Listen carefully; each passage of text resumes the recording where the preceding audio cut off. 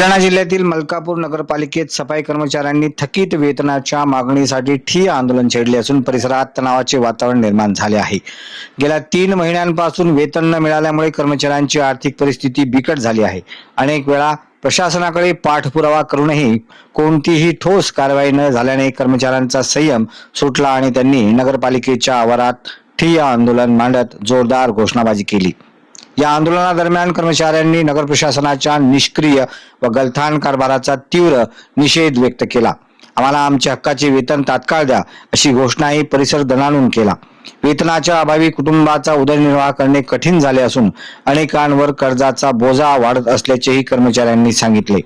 दरम्यान या आंदोलनाचा नगरपालिकेच्या दैनंदिन कामकाजावर मोठा परिणाम झाला असून स्वच्छता व्यवस्थेवरही परिणाम होण्याची शक्यता व्यक्त केली जात आहे।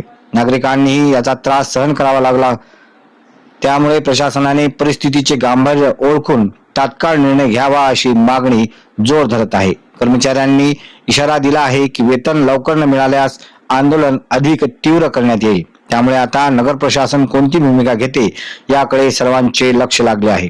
अजिंक्य भारत प्रतिनिधी कैलास काळे, मलकापूर।